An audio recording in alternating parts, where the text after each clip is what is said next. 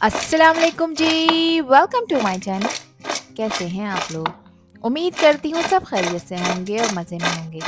आज आप लोगों के साथ शेयर करूंगी क्रिस्पी क्रंची फ्रेंच फ्राइज की रेसिपी, जिसको खाने के बाद आपका दिल कहेगा वाह क्या बात है।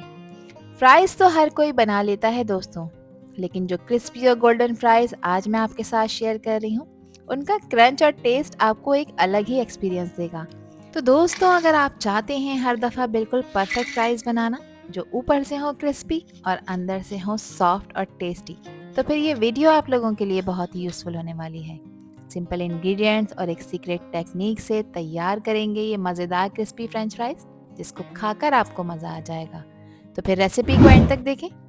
अच्छी लगी तो लाइक भी कर दें, और चैनल पर न्यू है तो चैनल को भी ज़रूर सब्सक्राइब कर लें। चलें फिर शुरू करते हैं इनको बनाना। क्रिस्पी क्रंची फ्रेंच फ्राइज बनाने के लिए दोस्तों, यहाँ पर मैंने लिए हैं 5 बड़े साइज़ के आलू। आजकल मौसम में बहुत अच्छे आलू आए हुए हैं, उन्हीं आलूओं का आपने इस्तेमाल करना है। आलू मीठे नहीं होने चाहिए। आलूओं को छिलका उतारने के बाद बहुत अच्छी तरह से मैंने इन्हें वॉश किया है, क्योंकि इनमें काफ़ी मिट्टी होती है। अब यहाँ पर पहले हम इस तरह के स्लाइस कर लेंगे दोस्तों। तो आधे इंच का स्लाइस मैंने एक आलू का करा है, और इसमें कोई रॉकेट साइंस नहीं है। सिंपल सी इसकी फ्राइज़ की हम कटिंग करेंगे, जैसे फिंगर स्टाइल में कट किया जाता है। बड़े साइज़ के आलूओं का आपने इस्तेमाल करना है फ्राइज़ बनाने के लिए दोस्तों, ताकि लंबे लंबे से फ्रेंच फ्राइज़ बनकर तैयार हों और ये दिखने में भी खूबसूरत लगें। यहाँ पर हाफ इंच के बराबर मैंने इसकी थिकनेस रखी है, और सारे आलूओं की कटिंग मैंने कर ली थी। अब इस पॉइंट पर आपने इन फ्राइज़ को बहुत अच्छी तरह से वॉश करना है, क्योंकि इस स्टेज पे आलू काफ़ी स्टार्च रिलीज़ करते हैं। अगर आप इन्हें अच्छी तरह से वॉश नहीं करेंगे तो फिर इसमें स्टार्च रह जाएगा, जिसकी वजह से ये ऑयल ज़्यादा एब्जॉर्ब करेंगे, और इसकी वजह से ये ग्रीजी भी होंगे, साथ में सॉगी भी हो जाएंगे। तो 3 से 4 दफ़ा खुले पानी से आपने इसे वॉश करना है, अंटिल के फ्राइज़ के ऊपर जो ये पानी आपको नज़र आ रहा है ये बिल्कुल क्लियर ना हो जाए। तो देखिए, इसमें अच्छा खासा स्टार्च है, इसको मैं अच्छी तरह वॉश करूँगी और फिर आपने मुकम्मल इसको ड्राई करना है। अब इन फ्राइज़ को टेस्टी बनाने के लिए दोस्तों 3 टेबल स्पून मैंने चावल का आटा इस्तेमाल किया है। चावल का आटा इसके टेक्सचर को क्रिस्पी बनाएगा। 3 टेबल स्पून मैंने इसमें कॉर्नफ्लोर का ऐड किया है, और 3 टेबल स्पून मैं इसमें बेसन का इस्तेमाल कर रही हूँ। कुछ स्पाइसेस ऐड कर रही हूँ, जिसमें हाफ टी स्पून मैंने डाली हैं लाल मिर्चें। आप लोग अपने टेस्ट के अकॉर्डिंग ऐड करिएगा। इसके अलावा हाफ टी स्पून ही मैं इसमें डाल रही हूँ हल्दी पाउडर, इससे कलर बहुत खूबसूरत आएगा। इसके साथ ही इसमें मैं चाट मसाले का इस्तेमाल कर रही हूँ दोस्तों। ये मैंने 1 टीस्पून इसमें ऐड किया है। हस्बे ज़ायक़ा नमक डालेंगे, मैं 1 टेबल स्पून ऐड कर रही हूँ। आप लोग अपने टेस्ट के अकॉर्डिंग नमक ऐड किया करें, कम या ज़्यादा जितना आपको पसंद हो। क्वार्टर टी स्पून मैंने इसमें ऑरेंज फूड कलर का ऐड किया है, इससे कलर बहुत खूबसूरत आएगा। और इसके साथ ही इसमें मैं 1 टीस्पून क्रश किया हुआ धनिया पाउडर ऐड कर रही हूँ, जिसको मैंने ड्राई रोस्ट किया है। अब इसमें मैं पानी शामिल कर रही हूँ दोस्तों, और पानी हमेशा की तरह आपने इसमें थोड़ा थोड़ा सा ऐड करना है, साथ ही इसको मिक्स करते जाना है, क्योंकि इसकी हमें मीडियम कंसिस्टेंसी रखनी है, जो ना बहुत ज़्यादा गाढ़ी हो ना ज़्यादा पतली। ज़्यादा थिक अगर आप इसे रखेंगे तो आलूओं पे एक मोटी सी कोटिंग आएगी, जो आलूओं को सॉगी बना देगी, और अगर आपने इसको ज़्यादा पतला कर दिया तो फिर ये फ्राइज़ के ऊपर स्टे नहीं कर सकेगी।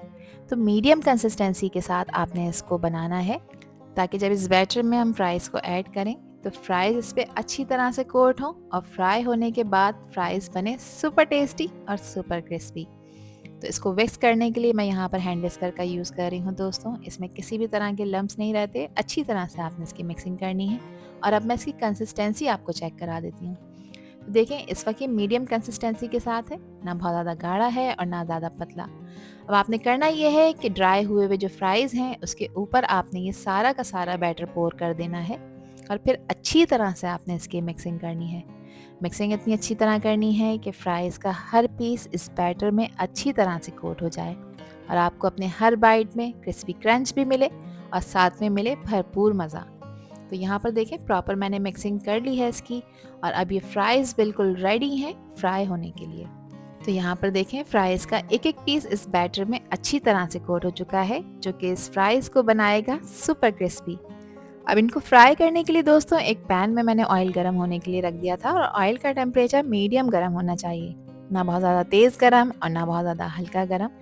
अब 1 बाय 1 करके एक बैच में इसमें फ्राई होने के लिए डाल दूंगी, और ऑयल में डालने के बाद फ्राइज़ को आपने गैस का फ्लेम हाई करना है, क्योंकि जैसे ही आप इसमें फ्राइज़ डालेंगे ऑयल का टेम्परेचर डाउन हो जाएगा। तो उसके टेम्परेचर को मेंटेन करने के लिए मैंने गैस का फ्लेम हाई कर दिया है और 1 से 2 मिनट तक आपने इसको बिल्कुल भी टच नहीं करना, ताकि ये फ्राइज़ अपनी पोजीशन होल्ड कर लें।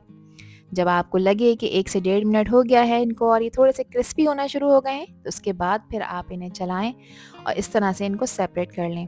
थोड़े से ये चिपकेंगे, मगर आप जैसे ही इन्हें चलाना शुरू करेंगे 1 से 2 मिनट बाद ही ये फ़ौरन अलग-अलग होना शुरू हो जाएंगे। इन फ्राइज़ को मैं सुपर क्रिस्पी बनाने के लिए दोस्तों 2 दफ़ा फ्राई करूँगी। तो ये मैं फ़र्स्ट टाइम इसको फ्राई कर रही हूँ। तो पहली दफ़ा में जब आपने इसको फ्राई करना है, तो इस वक्त इसको आपने सिर्फ 3 से 4 मिनट के लिए फ्राई करना है। 4 मिनट हो गए हैं मुझे फ्राइज़ को फ्राई करते हुए। एक अच्छा खूबसूरत सा कलर आ गया है और फ्राइज़ इस वक्त यहाँ पर 80% तक डन हो चुके हैं। अब आपने करना ये है कि एक छन्नी वाला स्पून लेना है, ताकि ऑयल इसमें अच्छी तरह से ड्रेन हो सके। यहाँ पर आप इसका कलर चेक करें और इस तरह से आपने किसी जाली में इसको डाल के रखना है, ताकि इसका एक्सेस ऑयल यहाँ पर रिमूव हो जाए। ये एक ही दफ़ा मैंने फ्राई करे हैं दोस्तों, फिर भी मैं आपको इसका क्रंच सुना देती हूँ कि देखें कितने क्रिस्पी बनकर तैयार हुए हैं। अब फ्राई हुए फ्राइज़ को आपने 5 मिनट का रेस्ट देना है और 5 मिनट के बाद आपने अगेन ऑयल को यहाँ पर दोबारा गर्म करना है और केयरफुली फ्राई हुए फ्राइज़ को आपने इसमें डालना है। जब आप फ्राइज़ को एक दफ़ा फ्राई करते हैं तो वो थोड़े से सॉफ्ट हो जाते हैं, लेकिन सेकंड फ्राई से वो अंदर से टेंडर और बाहर से एक्स्ट्रा क्रिस्पी हो जाते हैं दोस्तों। तो ये ट्रिक रेस्टोरेंट फ्राइज़ बनाने के लिए है, जिसमें वो परफेक्ट गोल्डन क्रंची टेक्सचर मिलता है जो हर बाइट में आपको मज़ा देता है। तो सिर्फ 1 मिनट के लिए आपने इनको दोबारा से रीफ्राई करना है, जिससे फ्राइज़ का टेक्सचर बहुत ही ज़्यादा क्रिस्पी हो जाएगा और साथ ही इस पे खूबसूरत गोल्डन कलर भी आ जाएगा। अब यहाँ पर मैं आपको इसका एक ज़बरदस्त सा क्रंच सुना देती हूँ दोस्तों। यहाँ पर देखें फ्राइज़ अच्छी तरह से फ्राई हो चुके हैं और ये वो टेक्निक है जो रेस्टोरेंट्स में या जो लोग फ्राई सेल करते हैं वो लोग इसको यूज़ करते हैं। रीफ्राई करने से फ्राइज़ का क्रंच डबल हो जाता है और ये देर तक यहाँ पर क्रिस्पी रहते हैं। अब इसको सर्व किया है मैंने केचप के साथ। आप अपनी मनपसंद डिप सॉस के साथ, मायोनीज़ के साथ या फिर चटनी रायते के साथ भी इसको एंजॉय कर सकते हैं। आई होप कि ये रेसिपी और वीडियो आप लोगों को पसंद आई होगी। पसंद आई हो तो कमेंट सेक्शन में अपना प्यारा सा फीडबैक मुझे लाजमी शेयर करिएगा और चैनल पर न्यू है तो चैनल को भी ज़रूर सब्सक्राइब कर दीजिएगा। अल्लाह हाफिज़, अल्लाह निगहबान।